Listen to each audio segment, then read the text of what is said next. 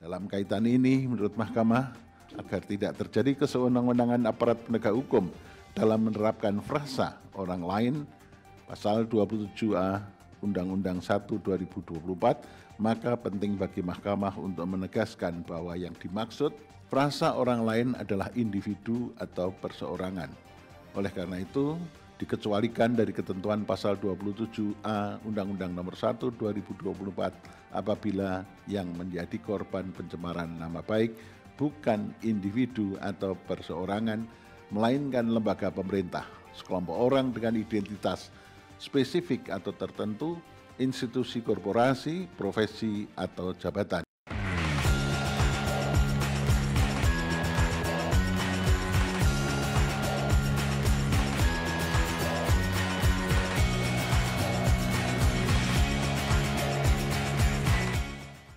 Assalamualaikum warahmatullahi wabarakatuh. Kembali lagi di program Infokus spesial Bincang Interaktif bersama saya, Primadita Maharani. Belakangan ini publik kembali dihadapkan pada kenyataan bahwa kebebasan berpendapat di Indonesia masih belum sepenuhnya terjamin. Undang-Undang ITE kembali menjadi sorotan yang cukup tajam, yang mana undang-undang ini yang seharusnya menjadi perisai atau pelindung bagi masyarakat dari kejahatan digital justru disalahgunakan untuk sebagai alat kriminalisasi itu dan represi terhadap kebebasan berpendapat ini sendiri. Penggunaan frasa dalam orang lain dalam undang-undang ITE ini menimbulkan banyaknya kesalahpahaman yang terindaklanjuti, dan juga selain itu ada ketumpang tindihan terkait undang-undang yang berlaku dan keadilan yang tidak merata bagi masyarakat Indonesia ini sendiri. Sebenarnya apa yang terjadi? Pada hari ini dan diskusi kali ini kami sudah membawa dua narasumber yang cukup pakar dalam pembahasan diskusi ini, yaitu ada dosen hukum dari Fakultas Syariah dan Hukum UIN Syarif Hidayatullah Jakarta, Dr. Indra Rahmatullah SHIMH, dan juga Kak Wita dari peneliti muda komunitas The Literacy of Political. Assalamualaikum Kak Wita dan juga Pak Indra. Selamat siang, selamat datang di studio DNK TV. Bagaimana kabar Kak Wita dan juga Kak Indra pada siang hari ini? Waalaikumsalam Mbak Ara, Alhamdulillah sehat. Terima kasih atas undangannya. Saya diundang bersama Pak Indra ini, luar biasa. Baik, mungkin insya Allah kita selalu dalam keadaan yang sehat gitu ya Pak Indra dan juga Kak Wita. Baik, mungkin kita akan lanjut aja terkait diskusi kita lebih lanjut. Tadi saya sudah sedikit berbicara terkait permasalahan Undang-Undang ITE yang menjadi sorotan kembali nih Pak Indra dan juga Kak Wita. Nah, saya ingin bertanya, apa sih sebenarnya yang terjadi gitu? Apa permasalahannya dalam Undang-Undang ITE ini?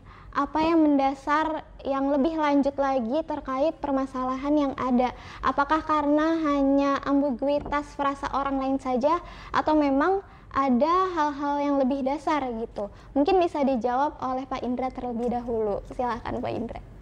Makasih Mbak. Jadi sebelum masuk ke situ ya, jadi kalau kita lihat pada perspektif yang besar gitu ya, negara kita kan ini negara hukum. Artinya negara yang bersendikan aturan hukum. Oleh karena itu setiap tindakan siapapun, termasuk tindakan pemerintah, tindakan rakyat, itu harus berdasarkan hukum. Nah, salah satu yang diatur dalam konstitusi kita itu adalah kebebasan berekspresi. Dan kebebasan berekspresi itu adalah bagian dari hak asasi manusia. Dan itu ada dalam konstitusi kita. Setiap orang itu berhak untuk dijaga dari ancaman, serangan terhadap nama baik, dan seterusnya. Dalam konteks filosofis bernegara, kebebasan berekspresi itu adalah bagian dari HAM dan salah satu indikator dari negara hukum. Oke, mungkin kalau misalkan tanggapan dari Kak Wita sendiri, ada tanggapan lain mungkin? Iya, kalau saya melihatnya Undang-Undang ITE ini kan menuai polemik utamanya saat dia direvisi.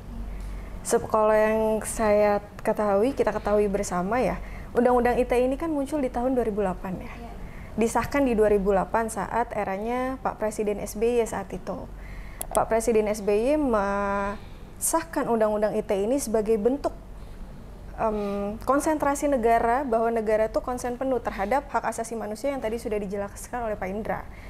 Setelah itu, seiring berjalannya waktu direvisilah sebanyak 2 kali Undang-Undang ITE ini di eranya Pak Jokowi. Nah, di era Pak Jokowi ini mulai nih menuai polemik. Yang menjadi polemik utama sebenarnya tadi kan undang-undang itu dibuat di negara hukum, undang-undang dibuat untuk melindungi hak negara, hak warga negaranya, terutama salah satunya adalah hak kebebasan berekspresi. Makanya dibuatlah Undang-Undang ITE ini. Sekarang masalahnya ketika direvisi, ini lebih menjamin kebebasan itu atau malah menciderai? Itu permasalahan mendasar yang akhirnya ini ramai diperbincangkan di ruang publik. Itu menurut saya, Mbak Rara. Oke, baik. Kalau tadi kan mungkin aku bisa menyimpulkan dari Pak Indra dan juga Kak Wita sendiri, mungkin untuk kebebasan berpendapat sendiri itu sebenarnya udah diatur gitu oleh undang-undang, tapi mungkin ada beberapa poin penting yang harus dikaji ulang kembali gitu ya. Baik, aku ingin bertanya lebih lanjut lagi terkait penyalahgunaan nih. Kan juga banyak tuh ya Kak, banyak sekali orang-orang yang menyalahgunakan undang-undang tersebut begitu. Dan apalagi ini kasusnya dalam pencemaran nama baik. Nah, sebenarnya tuh apa sih kelemahan dari pasal-pasal undang-undang ITE ini yang bisa menjerat beberapa orang dengan unsur atau permasalahan pencemaran nama baik itu sendiri gitu. Mungkin bisa dijawab dari Kak Wita dulu. Oke, kalau menurut saya mungkin titik lemahnya di undang-undang ITE ini bukan ambiguitas tetapi multitafsir dari kata-kata ataupun frasa yang digunakan di dalam Undang-Undang ITE. Ada multitafsir di ranah yang dimaksud dengan penghinaan itu apa? Apa batasan seseorang bisa dikatakan menghina? Atau tindakan, cuitan, atau tulisan, atau ucapannya di media sosial bisa dilabeli sebagai penghinaan. Itu yang menurut saya kurang jelas. Dan yang ketiga mungkin prematurnya MK merujuk kepada Undang-Undang KUHP. Di Undang-Undang ITE ini, salah satu alasan itu mereka merujuk ke KUHP yang baru diberlakukan di tahun 2026. Nah, ini kan belum berlaku, tapi kenapa merujuknya ke sana? Mungkin itu menurut saya 3 kelemahan dari Undang-Undang ITE ini yang mungkin bisa disalahgunakan. Itu Mbak Ara. Oke, mungkin dari Pak Indra sendiri ada tanggapan lain gitu Pak terkait kelemahannya dari Undang-Undang ITE ini? Ya, berdasarkan studi dari ada 2 lembaga gitu ya. Pertama adalah Institute Criminal of Justice Reform, ICJR. Yang kedua adalah SafeNet, adalah sebuah lembaga organisasi sipil yang melihat kebebasan orang berekspresi, kemudian bagaimana respon terhadap Undang-Undang ITE itu hampir korbannya ya. Korban dari Undang-Undang ITE itu, tadi kata Mbak Wita adalah multitafsir, itu hampir 300-an lebih orang. Dimulai dari sampai dengan 2022 kemarin tuh. Bayangkan coba, ada 300 lebih orang itu menjadi korban dalam tanda kutip ya, akibat pasal karet atau pasal yang multitafsir terhadap Undang-Undang ITE. Tadi Mbak juga sudah sampaikan ada beberapa pasal, misalnya pasal 27 ayat 3 misalnya gitu ya.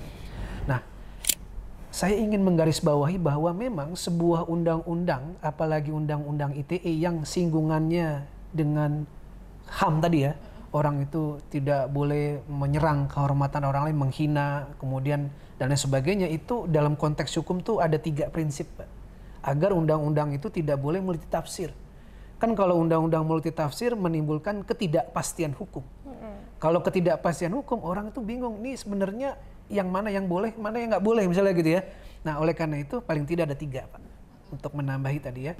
Waduh, ini sebuah pengetahuan baru juga nih, ternyata cukup banyak juga gitu ya pembahasannya. Selanjutnya mungkin aku ingin bertanya terkait penggunaan kata penghinaan itu sendiri nih, baik dari Pak Indra sendiri maupun Kak Perwita. Apa sih yang jadi permasalahan dalam Undang-Undang ITE ini? Mengapa dia itu masih disebut sebagai kalimat yang ambiguitas gitu? Sementara di sini tuh penghinaan seringkali dan kerap kali dipakai gitu oleh beberapa orang untuk menjerat beberapa orang juga terkait mereka tuh ingin mengkritiki sesuatu gitu. Mungkin bisa dijawab dari Pak Indra terlebih dahulu. Itu pasti di pasal 27 ayat 3 ya. Yang jadi masalah adalah kata-kata penghinaan gitu ya, dan atau pencemaran nama baik. Nah, masalahnya adalah Undang-Undang ITE itu tidak memberikan penjelasan yang lebih lanjut, gitu ya.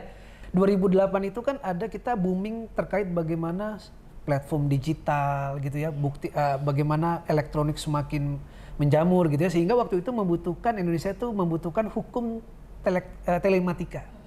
Sehingga dibuatlah Undang-Undang Nomor 11 Tahun 2008 tentang ITE. Nah, salah satu pasalnya adalah tadi soal penghinaan dan pencemaran nama baik di pasal 27 ayat 3. Nah, tapi masalahnya pasal ini karet. Karena nggak ada penjelasannya, sehingga banyak orang menjadi korban. Nah, masalahnya Undang-Undang ITE itu bukan delik aduan. Sehingga terserah polisi. Nah, sehingga MK memandang rumusan pasal 27 ayat 3 itu harus dibaca sama dengan pasal 310 dan 311 KUHP. Itu yang pertama, dia harus ada korbannya, gitu ya. Dia harus ada orang yang mengadukan, gitu. Yang kedua, kata MK, pasal penghinaan itu adalah atau pencemaran nama baik itu tidak jelas. Yang dihina siapa? Apakah orang atau badan hukum atau korporasi atau perusahaan begitu? Nah, itu nggak ada penjelasan itu. Sehingga MK membatalkan itu. Nah, kalau misalnya bagaimana seharusnya, MK sudah membatalkan itu. Makanya MK itu dalam struktur ketatanegaraan kita, dia kan menguji undang-undang, ini undang-undang terhadap undang-undang dasar. Nah, Undang-Undang ITE itu ternyata pasal 27 ayat 3 itu melanggar tadi ya kepastian hukum, perlindungan hukum di pasal 28, ada huruf A sampai huruf J itu. Sehingga dibatalkan sama MK, dan MK memerintahkan pasal 27 ayat 3 itu harus dibaca seperti pasal 310, 311. Nah, apakah itu mengakhiri polemik? Ternyata enggak juga. Tadi katanya harus dibuat semacam surat edaran gitu ya. Nah, ini sepanjang pengetahuan saya sudah ada surat edaran gitu ya. Cuman implementasinya mungkin yang perlu dimonitor lagi. Oke, baik, berarti tadi dari pembahasan tadi nih Pak Indra dan juga Kak Wita mungkin bisa membuka mata bagi teman-teman yang di rumah juga, ternyata penghinaan dan kritik itu bedanya sangat tipis sekali gitu ya, karena terkadang yang menurut kita ini adalah salah satu bentuk kritik ternyata adalah bentuk penghinaan karena membawa tadi 7 poin tadi ya Kak, yang seperti ras, etnis dan segala macamnya itu. Selanjutnya aku ingin bertanya kepada Pak Indra nih terkait mungkin beberapa putusan Undang-Undang ITE yang cukup eksplisit gitu ya Pak, yang membuka celah-celah mungkin adanya ketidakadilan hukum yang tidak merata. Di sini aku ingin bertanya kepada Pak Indra, bagaimana menurut Pak Indra terkait undang-undang atau pasal-pasal undang-undang ITE ini yang cukup eksplisit, dan bagaimana kebijakan yang berlaku terkait yang tadi saya mungkin sebutkan di awal terkait peran gandanya dalam undang-undang tersebut. Nah, sebagai warga negara kita tidak perlu, saya bilang tidak perlu pusing, kita ada lembaga penafsir namanya MK. Jadi kalau ada yang merasa hak saya dirugikan, bawa aja ke Mahkamah Konstitusi. Nanti MK yang akan menafsirkan itu bertentangan atau tidak. Jadi sekarang itu dengan perkembangan teknologi yang begitu masif ya, jadi hak-hak masyarakat yang tadinya konvensional sekarang udah masuk ke namanya hak-hak digital. HAM kita itu dibatasi dengan HAM orang lain. Jadi HAM kita itu tidak absolut. Kita tidak boleh menyerang kehormatan orang lain dengan dasar HAM, tidak bisa. Karena kan kita dibatasi oleh HAM orang lain dan dibatasi oleh ketentuan hukum dan moralitas. Jadi kalau untuk menghilangkan ketidakpastian hukum, kalau itu berupa undang-undangnya bermasalah, masih ada MK. Jadi dengan penafsiran MK itulah bisa menjadi sebuah salah satu sumber hukum nasional kita. Jadi sumber hukum nasional kita itu bisa jadi dari putusan hakim. Oke, mungkin tadi kita udah membahas banyak terkait undang-undang ITE, terus juga permasalahan-permasalahan yang ada gitu kan. Mungkin aku ingin bertanya pertanyaan terakhir gitu ya, mungkin di sini bisa dari Pak Indra dan juga Kak Wita gitu, terkait langkah-langkah konkret yang bisa dilakukan oleh pembuat undang-undang, DPR dan maupun Mahkamah Konstitusi untuk menindaklanjuti terkait undang-undang ITE ini nih? Karena kan tadi kan seperti yang disebutkan ada penggunaan frasa dari seseorang menjadi orang lain, terus juga terkait penghinaan tapi tidak tahu kayak bentuk penghinaan itu seperti apa gitu. Mungkin bisa disebutkan terkait langkah-langkah konkretnya dan juga harapan dari Pak Indra dan juga Kak Wita sendiri nih sebagai pengamat hukum dan juga peneliti politik gitu. Bisa dijelaskan? Iya boleh Kak Wita dulu. Harapannya kalau menurut saya ya pembuat hukum menjadi lebih jeli lah dan menjadi lebih sadar kalau posisinya itu krusial dan sadar sekali akan apa yang dibilang Pak Indra tadi kalau hukum dibuat untuk manusia. Jadi bagaimanapun hukum itu ya harus melayani manusia gitu. Yang kedua untuk masyarakat ya saya berharapnya masyarakat juga punya tingkat literasi yang lebih tinggi dan di penegak hukumnya ya tidak boleh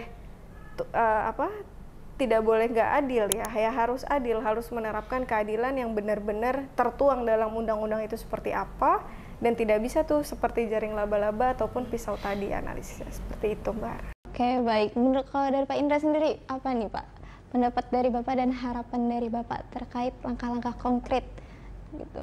Kalau langkah konkret ya DPR amandemen lagi undang-undangnya. Kan MK sudah memutuskan nih bahwa pasal tersebut inkonstitusional. DPR harus revisi lagi. Jadi jangan dibiarkan bola liar. Ya gitu kan. DPR harus merevisi lagi Undang-Undang ITE sesuai dengan putusan MK. Itu yang pertama. Jadi langkah konkretnya harus dibuat undang-undang hasil dari tafsir MK yang terbaru nih. Yang tadi pasal orang lain gitu ya, dan sesuatu hal gitu. Yang kedua, penegak hukum. Bagaimanapun penegak hukum ini dalam konstelasi negara kita itu memiliki peranan yang sangat penting. Terima kasih banyak nih untuk Pak Indra dan juga Kak Wita atas diskusi kali ini dan tidak terasa ternyata waktunya sudah selesai. Wah jadi teman-teman nih hari ini kita diskusi sangat-sangat amat berat tapi ternyata kita membuka hal-hal baru, pengalaman baru dan bahwa di sini kita juga mendapati kalau misalkan ternyata pasal-pasal ini tuh ada lagi yang di dalam-dalamnya gitu, bagaimana penghinaan tersebut ternyata beda antara penghinaan dan juga kritik. Kalau misalkan penghinaan itu bagaimana dan kritik itu bagaimana, dan juga terkait kalimat seseorang dan orang lain dan juga menyikapi terkait pejabat-pejabat publik atau lembaga-lembaga dan instansi pemerintah itu sendiri gitu ya, kurang lebih ya Pak Indra dan juga Kak Wita.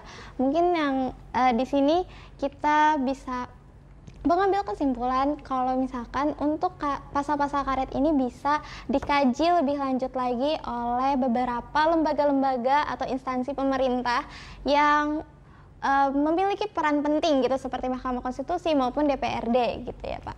Baik teman-teman, karena kita sudah berada di penghujung acara, saya dan juga Pak Indra dan Kak Wita pamit undur diri. Terima kasih atas perhatiannya. Jangan lupa untuk menyaksikan bincang interaktif di DNK TV, di YouTube DNK TV. Terima kasih. Wassalamualaikum warahmatullahi wabarakatuh.